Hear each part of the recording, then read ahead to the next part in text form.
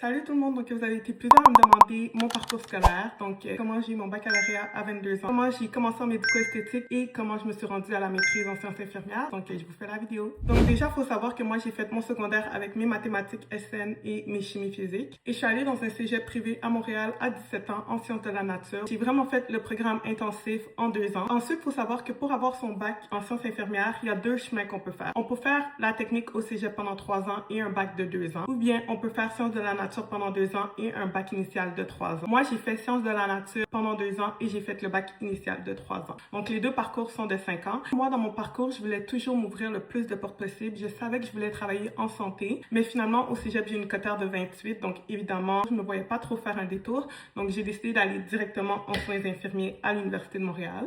Donc, en 2016, j'ai commencé mon bac. Je devais avoir 19 ans et j'ai gradué en 3 ans. Donc, j'avais 22 ans. Donc, tout mon été, je l'ai passé à l'hôpital dans une unité de médecine et pneumo. Je faisais un petit peu de tout et ça m'a vraiment facilité pour l'examen de l'ordre. Donc, en septembre 2019, j'ai passé l'examen de l'ordre d'un coup et je suis devenue infirmière clinicienne en cardiologie. Mais si vous vous rappelez bien, en mars 2020, la COVID est arrivée, donc il y avait vraiment des mauvaises conditions pour les infirmières. Ça m'a fait beaucoup réfléchir à mon parcours et finalement, je me suis dit que j'aimerais bien retourner à l'école pour faire ma maîtrise pour avoir des meilleures conditions. Donc, quand je suis allée voir les opportunités pour la maîtrise, j'aimais beaucoup infirmière praticienne. Il y avait deux infirmières praticiennes qui m'intéressaient, donc soins aux adultes et première ligne. Mais soins aux adultes, c'est beaucoup plus à l'hôpital et première ligne, c'est beaucoup plus en clinique, en CLSC, en GMF. Donc, j'ai fait beaucoup de recherches et j'adorais le fait que la première ligne, ça soit une clientèle de 0 à 100 ans. Il y a de la santé de la femme, il y a de la pédiatrie, il y a de la maladie chronique. Il y avait beaucoup de choses qui m'intéressaient déjà, donc je me suis dit que pourquoi pas. Donc, quand la COVID s'est un petit peu calmée, j'ai décidé d'appliquer dans toutes les CLSC et finalement, j'ai trouvé un CLSC que j'ai vraiment adoré et j'ai fait tout mon 2 ans d'expérience là-bas. Les CLSC, il n'y aura pas de code bleu, il n'y aura pas de temps supplémentaire, donc c'est vraiment plus calme. Tu as ton petit bureau, tu fais des soins, prise de sang, des cathéters, des changements de pansement. J'ai vraiment beaucoup appris, mais c'est sûr que c'est très différent de l'hôpital. Donc, quand j'ai eu mon 2 ans d'expérience que les universités demandent, je suis allée appliquer et j'ai été acceptée à l'Université de Montréal, là où j'avais fait mon baccalauréat.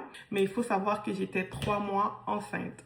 Donc, finalement, j'ai décidé de faire mon parcours à temps partiel. J'ai accouché entre-temps en mars 2024 et je suis encore en train de finir maintenant ma dernière session. Donc maintenant, qu'est-ce qu'il faut savoir, c'est que quand j'ai accouché, j'ai décidé de prendre une session sabbatique d'école pour mon congé de maternité. Moi, je suis une personne, j'ai vraiment besoin de beaucoup d'action. Donc quand j'étais en congé de maternité, sans travail, sans école, je trouvais ça vraiment difficile.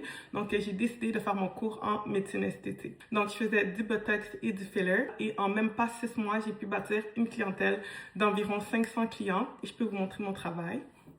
Donc, voilà. Mais aujourd'hui, j'ai choisi de mettre une pause à ma carrière en médecine esthétique pour me concentrer à la fin de ma maîtrise. Donc, je suis actuellement au